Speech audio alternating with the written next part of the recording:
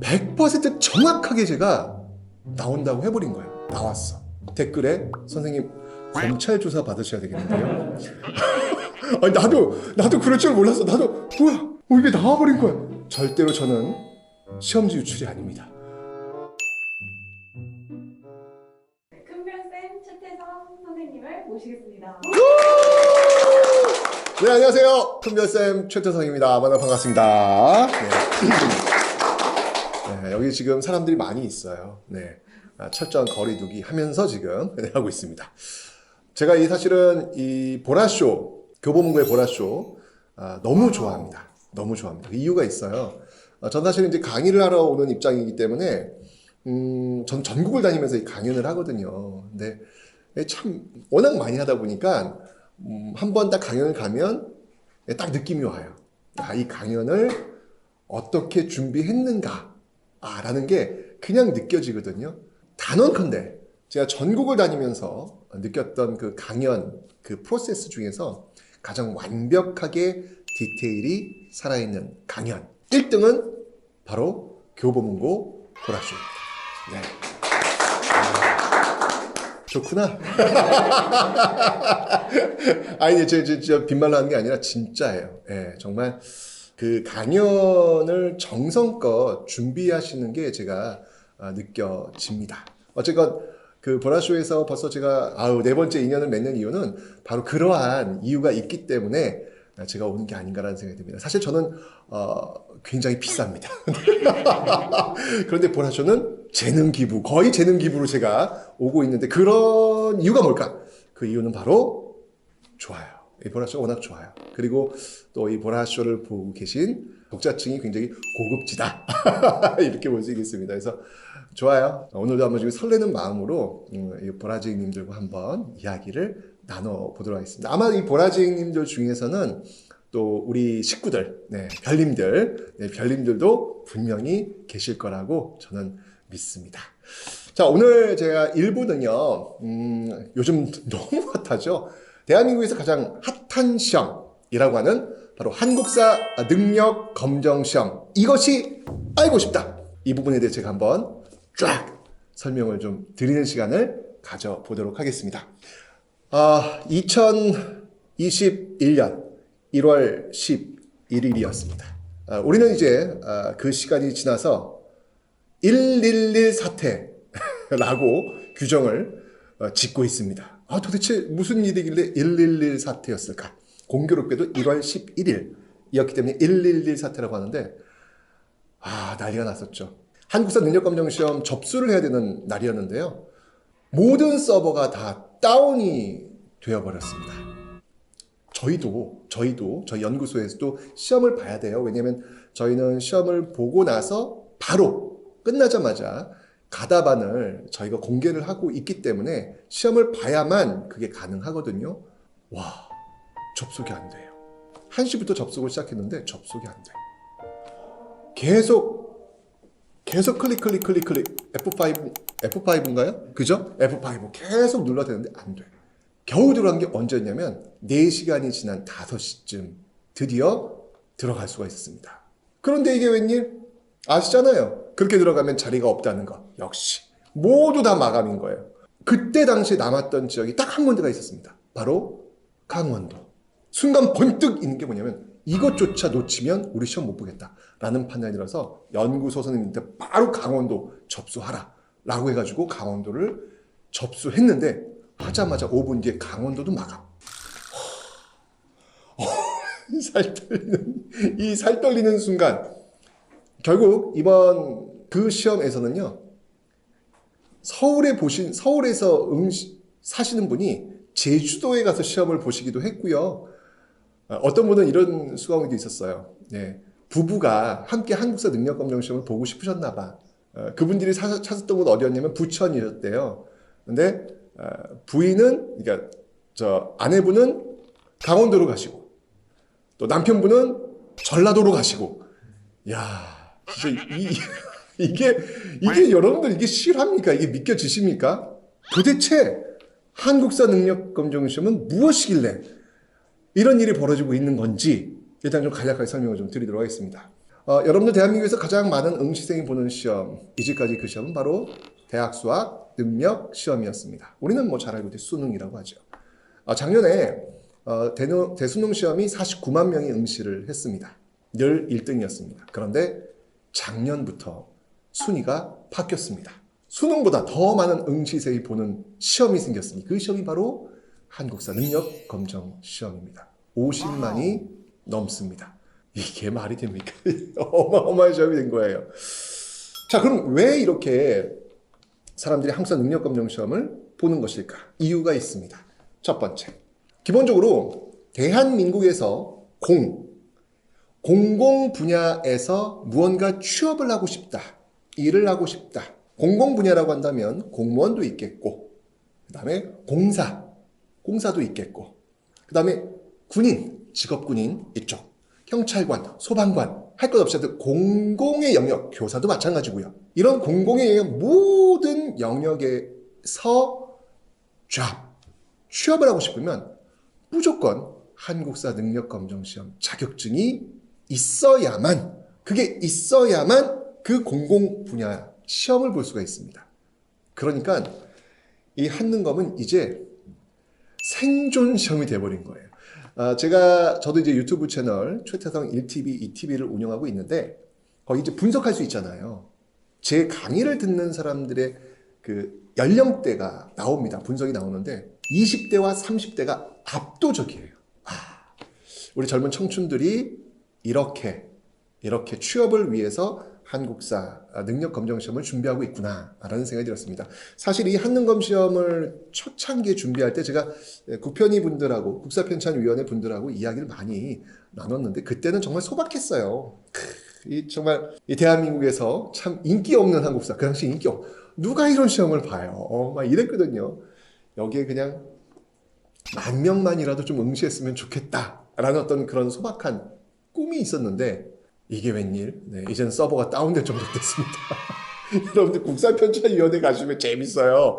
국사편찬위원 중에서 조직도를 이렇게 보시면 가장 많은 인원, 거기 인원이 한능검 인원이에요. 야, 이거 어마어마해진 거죠.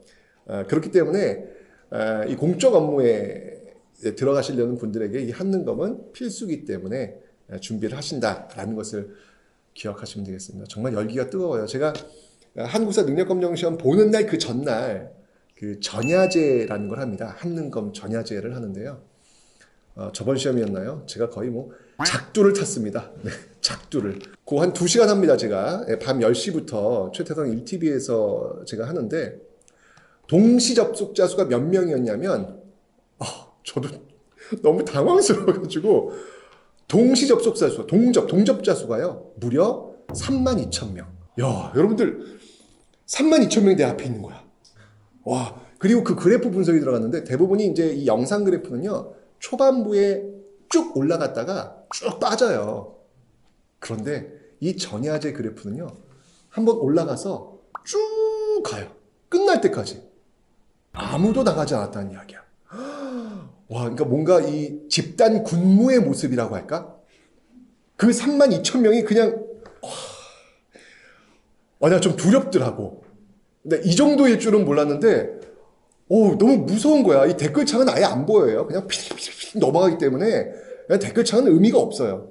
나 여기서 혹시 실수 한번 하면 나는 한 방에 훅 가겠구나 라는 어떤 그런 긴장감까지. 정말 놀랍습니다. 그런데 제가 그 전야제에서 2시간 동안 했는데요. 그 다음날 그 시험에서 무려 21문항을 제가 그 2시간 동안에 찍은 거예요. 게다가 그 1등급과 2등급, 1급과 2급을 가르는 킬러 문항이 있거든요. 그 킬러 문항 3문항을 비슷하기도 아니에요. 100% 정확하게 제가 나온다고 해버린 거야. 나왔어. 댓글에 선생님 검찰 조사 받으셔야 되겠는데요. 아니, 나도 그럴 줄 몰랐어. 뭐야? 이게 나와버린 거야. 절대로 저는 시험지 유출이 아닙니다. 저도 사실 깜짝 놀랐습니다. 어머, 어떻게 이럴 수 있지? 너무 깜짝 놀래가지고. 그래서 킬러 문항이 무력화돼 버렸어요. 그래서 원래 1급 합격자 수가 평균적으로 20%인데 킬러 문항이 무력화되면서 그 시험은 합격자, 1급 합격자 수가 무려 반. 말도 안 되는 거거든요. 게다가 3급까지 합격자 수는 무려 80% 육박할. 그래서 제가 전야제를 하면 안 되겠구나. 이거는 한국사 능력검정 시험의 교란을 지금 내가 시키고 있는 거구나 라는 그런 급반성 그런 생각이 들었습니다. 어쨌건 이렇게 열기가 뜨겁다는 거. 32,000명과 한번 같이 공부해 보실래요? 그거 두렵더라고요. 제가 식은땀이 막 줄줄줄 흐르는데 놀랐습니다. 자, 한능검은요 크게 두 가지 구조로 이루어져 있습니다. 한능검 심화와 한능검 기본입니다. 한능검 심화는요 1급, 2급, 3급이고요. 한능검 기본은 4급, 5급, 6급인데요. 한능검 기본은 기본적으로 초등학교, 중학교 학생들이 주로 시험을 보는 것이고요. 한능검 고급, 한능검 심화는요 고등학교부터 그 성인들을 대상으로 보는 시험들입니다. 이것은요 절대평가입니다. 상대평가가 아니기 때문에 그냥 내가 공부해가지고 점수, 그러니까 예를 들면 1급은요 1급 심화 1급은요 80점까지가 합격이고요. 그 다음에 70점이 2급, 그 다음에 60점이 3급이에요. 그러니까 3급까지 합격하면 한능검 합격하신 건데, 요게 이제 공공기관마다 달라요. 어디는 3급을 요구하고, 어디는 2급을 요구하고, 어디는 아예 점수의 가산점을 매겨가지고 요구하는 기관들이 있습니다. 그리고 요게 또 유통기한이 있습니다. 합격하면 저는 평생 한능검 1급입니다. 이게 안 돼요. 한 3년이나 4년 되면 다시 시험을 보셔야 합니다. 그러니까 이게 다 이 등급이 매겨지다 보니까 묘해요. 사실은 3급만 합격해도 한능검 합격인데 보신 분들이 또 보시더라고요. 거의 한능검을 취미로 보시는 분들도 계세요. 이러면서 이 열기가 아주 뜨거워지면서 이 한능검이 참 놀라운 그런 시험이 됐는데, 여러분들 이제 한능검 시험장에 들어가시면 아마 깜짝 놀라실 일이 생기실 겁니다. 뭐냐면 들어가면 이제 시험장이 있을 거 아니에요. 시험장 위에는 그 짧은 시간 동안에 1시간 동안에 이제 시험 보기 전까지 1시간 동안에 이제 공부를 하실 거 아니에요. 그럼 자기가 이제 공부했던 교재를 가져와. 들어가 보세요. 보시면 다 제가 웃고 있습니다.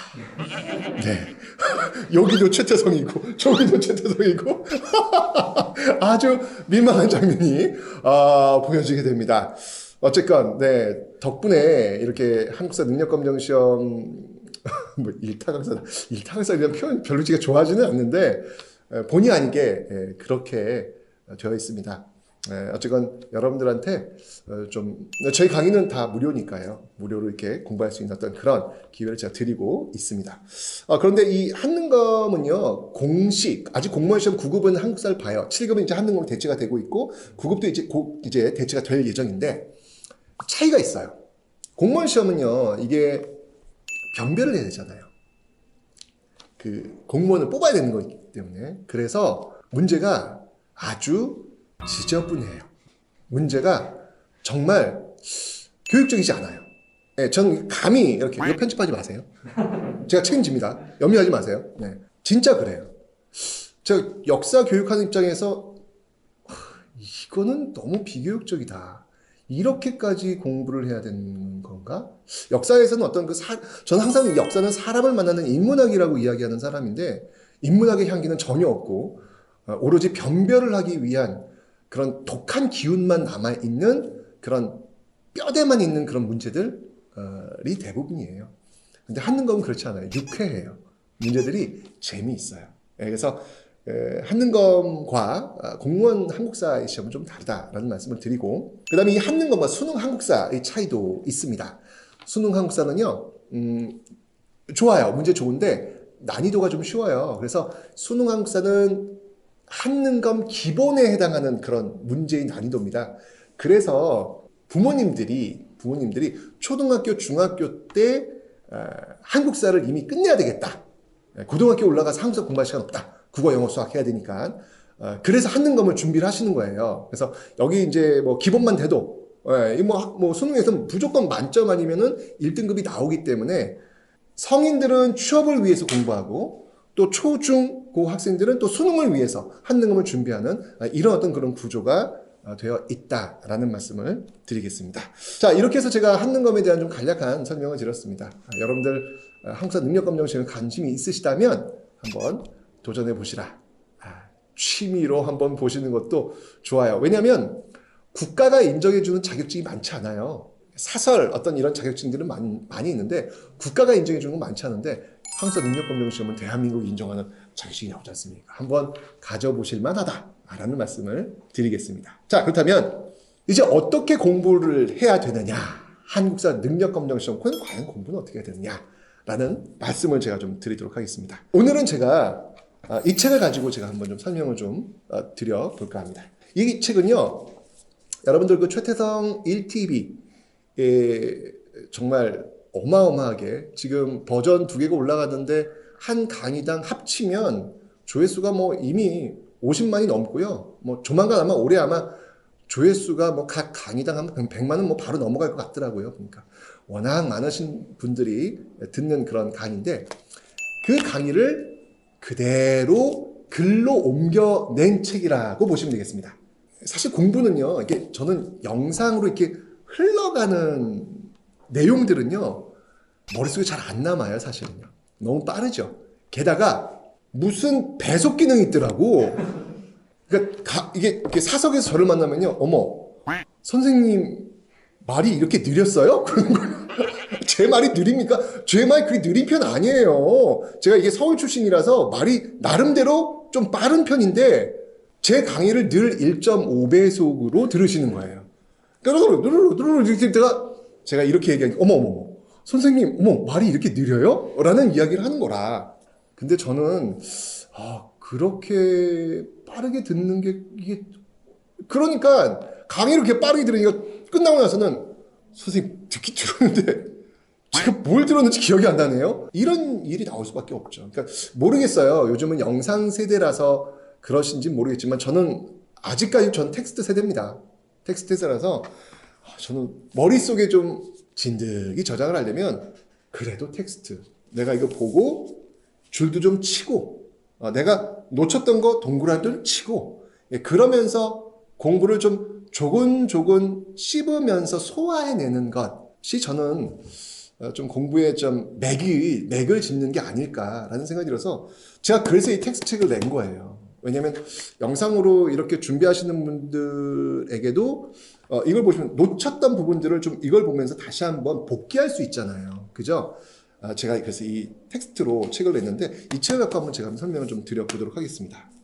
제가 좀 깐깐해요. 제가 좀 사람 좋아 보이지만 제가 어떤 일을 할 때는 좀 깐깐해요. 제가 좀 이렇게 꼼꼼하게 보는 스타일인데 잘 만들었네. 네, 잘 만들었네. 라면서 본 그런 책입니다. 이 책을 갖고 이제 공부하실 때는요, 제가 여기다가 맨 뒤에 보시면 이렇게 뭐 여기 이제 설명글도 나가겠지만 제 판서가 있어요. 네, 판서가 있습니다. 이렇게 판서가 이렇게 뒤에 이제 부록처럼 이렇게 되어 있는데, 아이고 판서도 너무 예쁘게 잘 만들었어요. 내가 이렇게 판서 잘했나? 라는 생각이 들 정도로 물론 뭐 큰별쌤의 판서는 아트 판서로 유명하지만 그 아트 판서를 더 멋지게 진짜 아트로 승화시킨 그런 편집이 아닐까라는 생각이 드는데 너무 잘 만들었어요. 그래서 먼저 이 판서를 한번 좀 봐줬으면 좋겠어요. 이해하지 않으셔도 돼요. 그냥 오늘 내가 배울 내용이 뭐지? 라고 해서 큰 흐름 1단계는 좀 그래서 뼈대를 좀 잡아라. 흐름을 좀 봐라. 내용이 뭔지 모르겠지만 일단 이런 내용들이 흘러가는구나 라고 해서 그냥 쭉 읽으세요. 쭉 읽으시고 그 다음에 그 해당되는 내용들 이제 살을 붙여야죠. 이게 무슨 말인지 잘 모르시잖아요. 그죠? 그때 이제 텍스트를 펼쳐놓고 보시는 거죠. 살을 붙이는 것이죠. 1단계가 뼈대를 만들어라. 2단계 살을 붙여라. 1단계 뼈대를 만들 때는 판서를 중심으로 보기, 2단계에서는 텍스트를 중심으로 해서 내용이 어떤 내용들인지 살을 좀 붙이기, 이런 걸로 제가 지금 설명을 좀 드리도록 하겠습니다. 그렇게 해서 쭉 읽어 나가세요. 쭉 읽어 나가시면 재밌을 거예요. 워낙 풀이를 잘해가지고 재미있을 겁니다. 그래서 쭉 읽어 나가시면서 3단계 요렇게 하면 안 돼요. 요렇게만 하면 끝나면 안 돼요. 이건 뭐 어떤 한국사 능력검정 시험 모든 게 마찬가지입니다. 요 3단계는 기출을 푸셔야 돼요. 마무리는 기출을 풀어서, 그러니까 알고 있다는 것과 문제에 적응하는 것은 좀 별개의 문제예요. 그러니까 여러분들 이거를 이렇게 공부를 하시고 문제를 풀어보세요. 어떤 결과가 나올 것 같아요? 폭망합니다. 점수가 안 나옵니다. 여러분들은 좌절합니다. 근데 실망하지 마세요. 지극히 정상적인 모습이에요. 네, 당연하죠. 개념을 안다는 거하고 그 개념을 문제에 적으면 별개거든요. 개념을 일단 알아야죠. 탄탄한 베이스가 되어야죠. 그 베이스 속에서 이제 문제 적응력, 기출을 풀면서 문제 적응력을 올려가면서 이제 비로소 점수를 가져가는, 그렇게 해서 끝내는 모습을 여러분들이 좀 가지셔야 된다라는 거예요. 그리고 제 강의의 특징이 하나 있어요. 제가 사실은 뭐 항상 능력검정시험 합격을 위해서 제가 강의를 하는 것도 맞지만 저는 꿈이 하나 있습니다. 그 꿈이 뭐냐면, 어차피 한국사 능력검정시험이 이렇게 인기가 많이 있으니 단순히 합격을 위한, 점수 따기 위한 그런 강의여서는 안 되겠다. 너무 다행스럽게도 어쨌건 제가 한능검에서 압도적으로 지금 끌어가고 있잖아요, 지금요. 그죠? 그러면 역사를 배우시는 분들에게 나름대로의 의미를 좀 전달할 필요가 있겠다라는 게 제 소명의식이 있어요. 무슨 뭐 사실 뭐 이렇게 앞글자 이렇게 해가지고 뭐 쉽게 이해해가지고 뭐 시험 보는 그런 거 별로 저는 지향하고 싶고요. 그 강의 속속속속 뭔가 아까도 말씀드렸던 사람을 만나는 인문학으로서, 그래도 대한민국에서 국가가 주는 자격증인데 한국사 능력검정시험 자격증이 있는데 단순히 시험 문제를 푸는 자격증으로 끝나지는 않았으면 좋겠다. 한국사 능력검정시험 1급 자격증, 2급 자격증, 3급 자격증, 어떤 이런 자격증을 땄을 때 내가 그래도 역사를 바라보는 시선, 관점, 이런 것들을 좀 가진 것 같아 라는 느낌을 가지실 수 있도록 제가 강의를 하고 있습니다. 아마 영상을 통해서 좀 빠르게 지나가는 부분이나 그런 걸 놓칠 수 있다면 이 책은 그런 부분들을 더 깊숙하게 만날 수 있지 않을까라는 생각이 들어요. 진짜 제가 바라는 바이거든요. 그런 것들이 나오면 한번 요 옆에다가, 요 여백들 있잖아요. 그죠? 옆에다가 여러분들의 의견을 한번 좀 적어보세요. 예를 든다면 뭐 신라의 삼국통일, 불만이 있는 분들도 많이 있으세요. 왜 하필이면 신라야? 고구려가 통일했어야지. 나 신라만 들으면 짜증이 나. 이런 분들도 많이 있으세요. 제가 그걸 얘기하려는 건 아니고, 신라의 삼국통일, 신라가 어떤 나라냐면 고구려, 백제, 신라 이 삼국 중에서 가장 후진적인 나라였습니다. 막강한 군사력의 고구려, 정말 선진적 문화 강국 백제, 여기에 끼어 있었어요. 굉장히 좀 이렇게 뒤처져 있는 나라인데 그 신라가 결국은 삼국통일의 주인공으로 등극하게 됩니다. 삼국이 경쟁할 때는 그 누구도 신라를 인정하지 않았단 말이에요. 항상 뒤처져 있었으니까. 그런데 그 신라가 결국 주인공이 됐단 말이지. 지금으로 얘기한다면 존버의 대명사야. 존버의 대명사. 그러니까 역사를 통해서 단순히 역사의 사실로 그치는 게 아니라 내 삶과 연결될 수 있는 그 거리들. 신라가 존버의 대명사야? 야, 그런 것도 생각 못했네. 그걸 여기서 해주신다고요. 제가 그런 이야기를 했을 때 그런 거 한번 밑줄 치시면서 한번 당신의 삶에, 여러분의 삶에 한번 적용을 시켜보는 어떤 그런 모습들까지 있다면 이 책을 통해 가지고 여러분들이 한국사 능력검정시험 자격증을 땀과 함께 역사를 바라보는 좀 건강한 시선들도 한번 장착할 수 있지 않을까라는 그런 생각이 듭니다. 여러분들 한국사 능력검정시험은요, 대략 기간은 한 달? 조금 많게 있다면 뭐 한 6주? 뭐 요 정도로 기간을 잡으셔가지고 공부하셔가지고 합격하시면 돼요. 네, 합격 충분히 하실 수 있습니다. 근데 제가 다시 한번 말씀드리지만 역사는 사람을 만나는 인문학입니다.